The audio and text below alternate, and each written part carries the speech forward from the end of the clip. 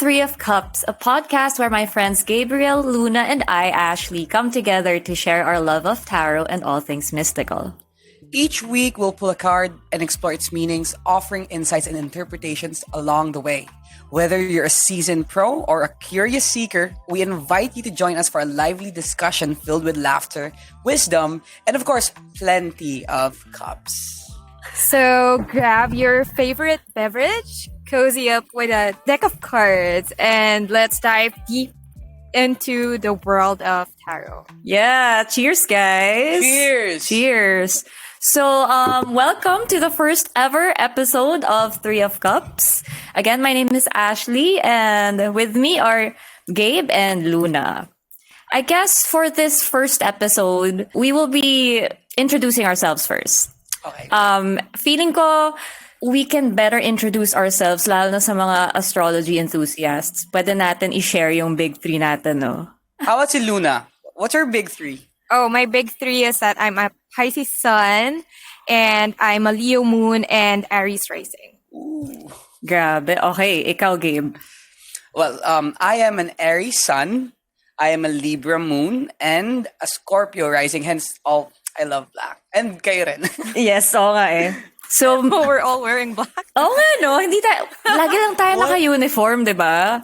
No, Last hindi time natin- we saw each other at an event, lahat din tayo naka-black without even like saying, hey, we're gonna wear black. Oo nga eh. In all honesty, every event that we saw each other, if you think about it now, we're all wearing black. Oo nga eh. Siguro, well, I guess I'm just always wearing black also. Hindi naman. Meron naman mga times na may kulay tayong mga, like, especially si Gabe, I always see you in orange, diba? Or pink. Okay, so my big But three... I tell you, how about ikaw? Okay, my big three is I'm a Sagittarius sun, Gemini moon, and Libra rising. Puro tayo may fire signs. I just realized. And also, fun fact, lahat kami full moon babies. No? And we're shooting on a full moon as well. Oo nga. Yeah, So, our first ever episode. oo, and as we speak, it's full moon in Virgo. So, ibig sabihin, it's Pisces season right now. And I think it's very fitting for this topic. And also, Saturn in Pisces today, diba? Today or yesterday. So, very, ano man tawag dyan? Interesting times, no? Sabi ko sana overwhelming eh. Actually, oh. Good as well. Oh, interesting na lang. Para hindi matakot yung mga tao, di ba? So, I think it's also interesting to share paano tayo nagkakilala, di ba? Well, it was in 2020? 2020 or 2021? 21, I believe. Oh, 21. Yeah. So, it was our first ever tarot class. And there was like 6 of us or 7 dun sa class. Pero pagpasok ko dun, as in pagkakita ko, okay, I already know these 2 people Exactly. from So, the community. actually, my first ever tarot deck I bought from Luna. As in, wala pa akong alam sa tarot noon, and I was just kaka-spiritual awakening ko lang. And then, like, after 2 months, I discovered Luna's store, Luna Brujeria. And I purchased a deck from her, and then a few weeks after, biglang nakita ko na siya sa tarot class.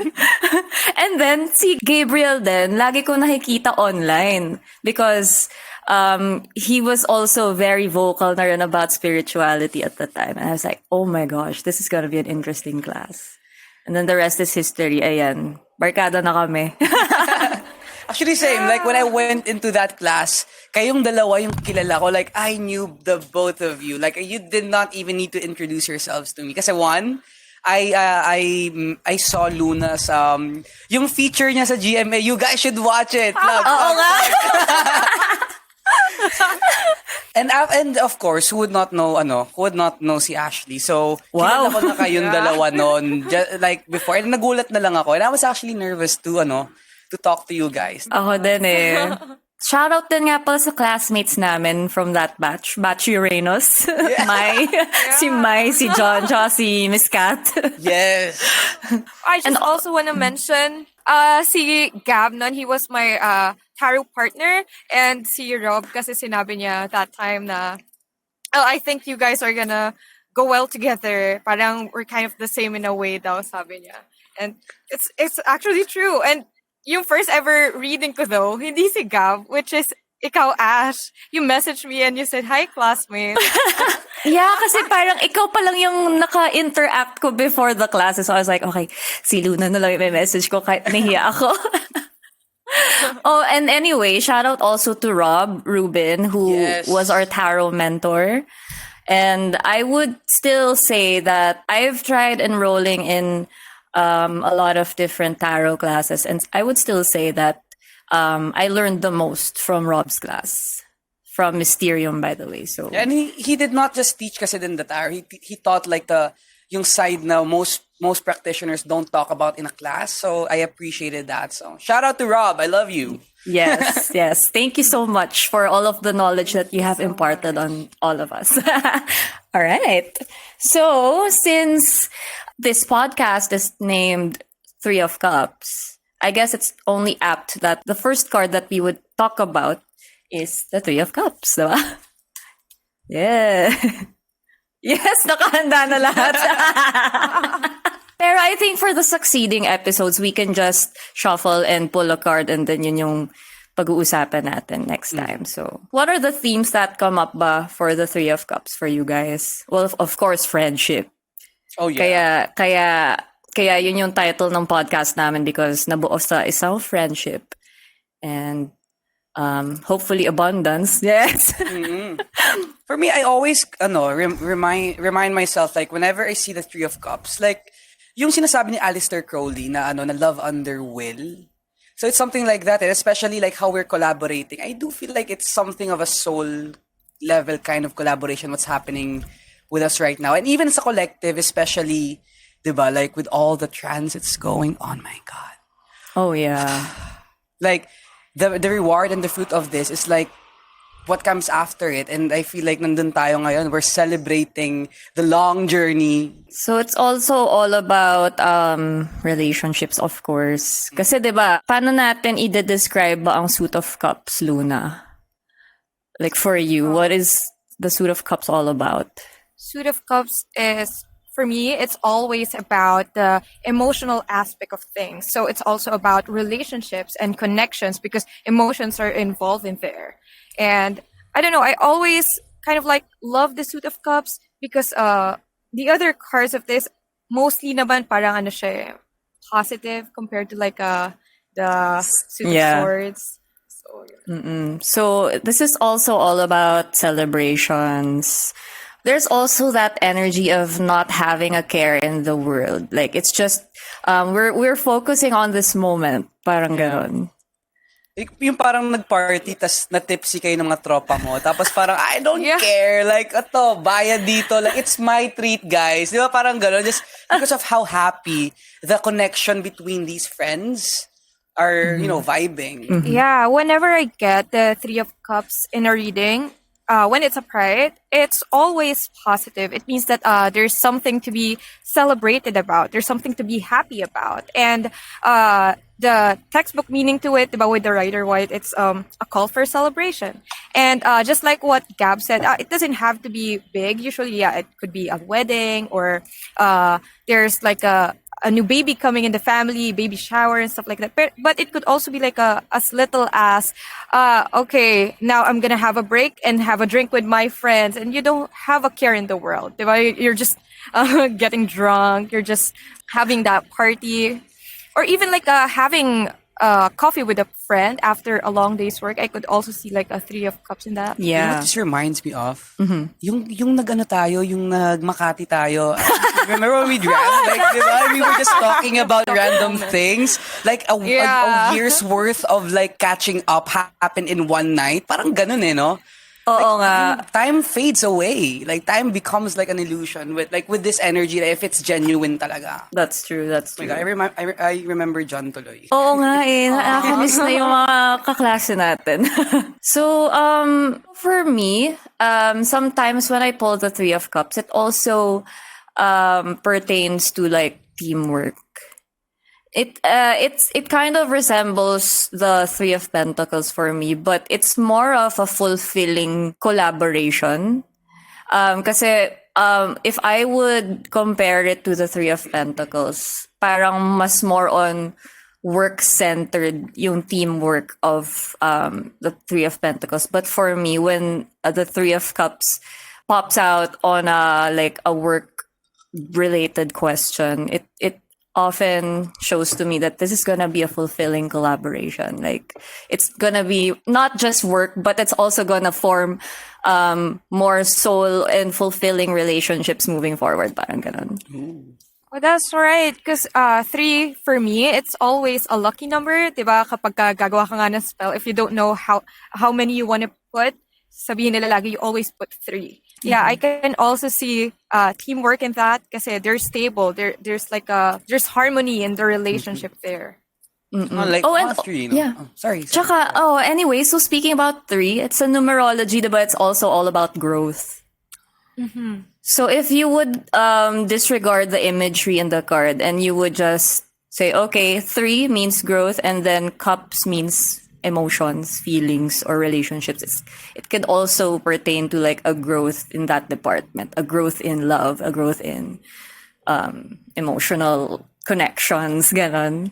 Yeah, and that's perfect kasi this card, the astrology association to this is Mercury in Cancer. And Mercury is about the mind.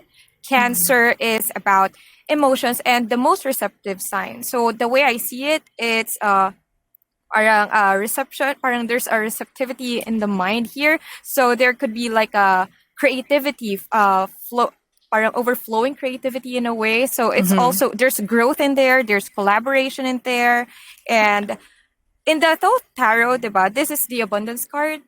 Oh, Yeah, it's the abundance card. Yeah, sa baba nakalagay, it's the abundance. So the way I see it, there's also like what you mentioned, there's growth and collaboration happening aside from the happy-go-lucky side of this card. I guess the abundance also can come from yung mga crops all around yeah. them, no? May mga fruits, ganon. So I think that's also a symbol for abundance in the Rider-Waite. And yung colors ng mga suot nila, di ba? Red and orange to symbolize passion and creativity. And purity because my white, naka-white Purity with din. the white, yeah. Yes. One thing that catches my attention here, and ngayon ko lang siya na-catch, like, yung foot nito, like, can you see?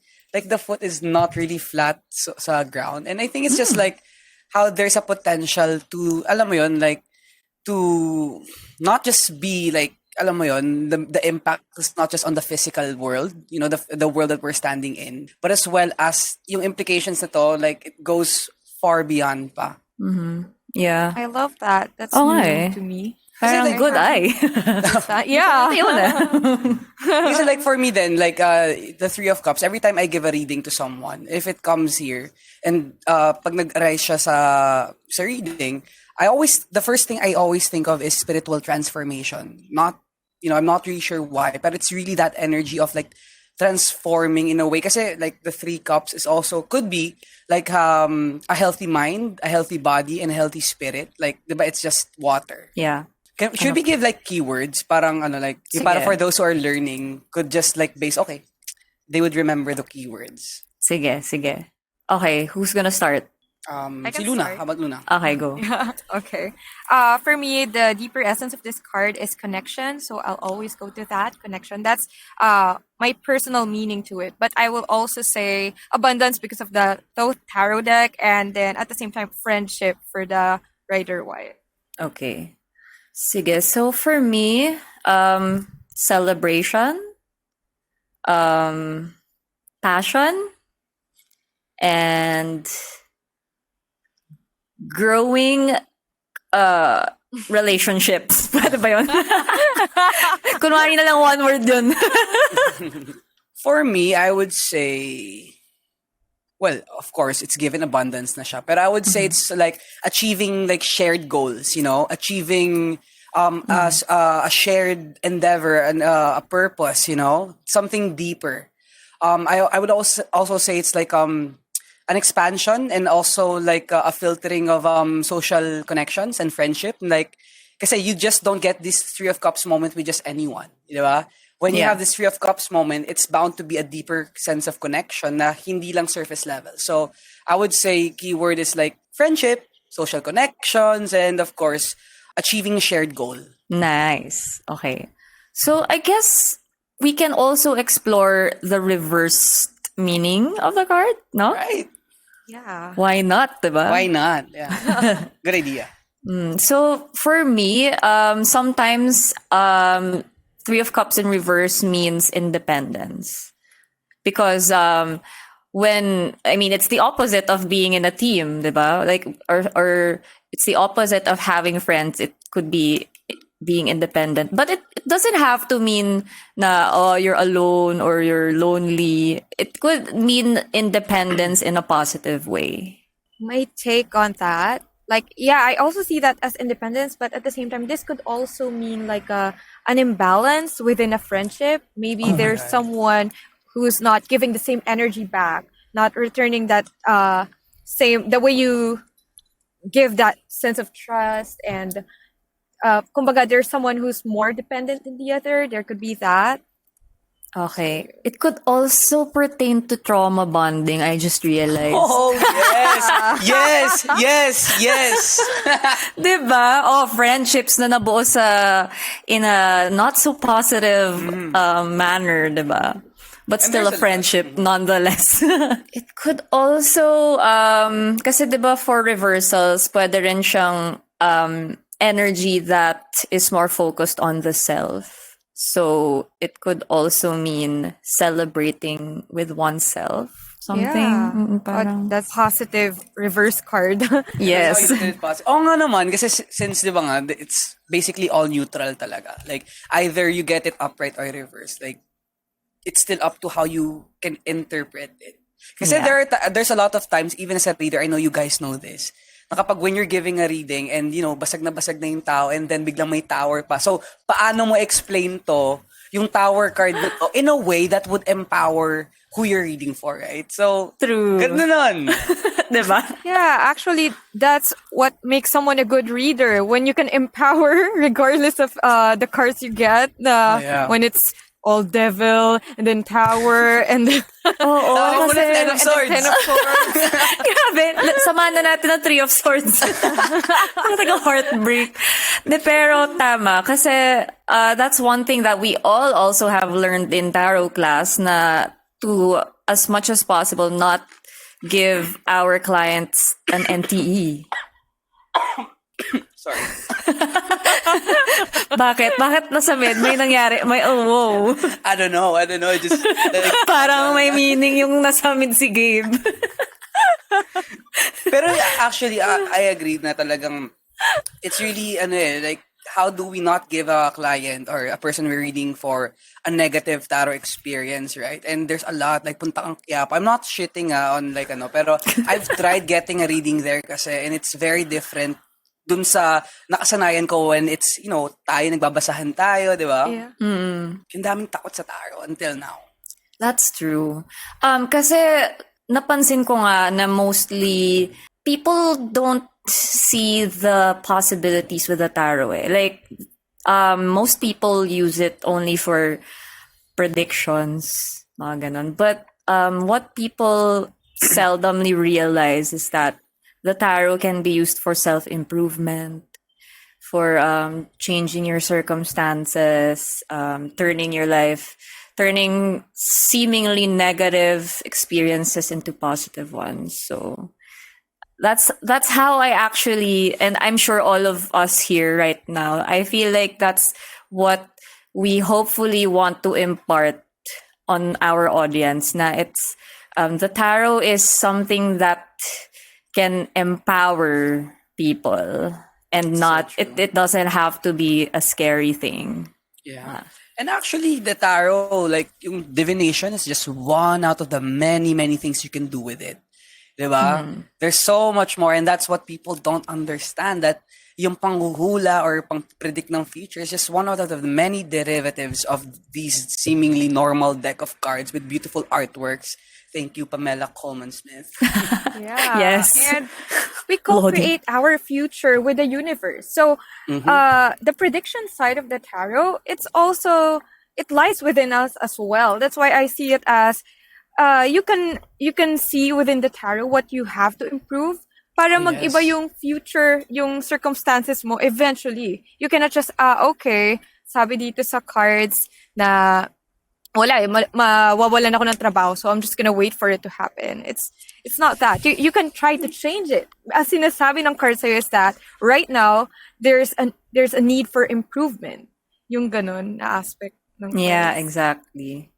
Actually, like, to connect all of the things we just mentioned just right now, like, to the Three of Cups, like, one thing that is like a new download that I'm getting, like, this is basically the card of co-creation, and Yes. alchemy, it's alchemical. Co-creating, like, someone has something to bring into the table, like, this is my cup full of gold, here's your cup full of silver, and here's your cup full of mercury, perhaps, right? Something like that. Yeah, and it doesn't have to be anything tangible or like because it's cups, water. Yeah.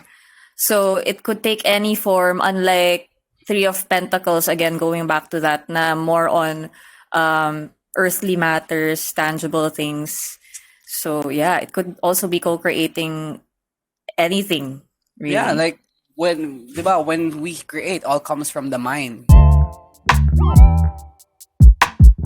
Thank you for joining us for the first episode of Three of Cups. We hope that you enjoyed exploring the tarot with us and gained some new insights and perspectives along the way. If you have any questions or comments, please reach out to us on our social media channels. And if you liked what you heard, please consider leaving us a review on your favorite podcast platform. It really helps us reach more people. Until next time, guys, and keep shuffling those cards, and may your readings be filled with magic and wonder. Cheers to another round of Three of Cups. Cheers! Cheers! Cheers!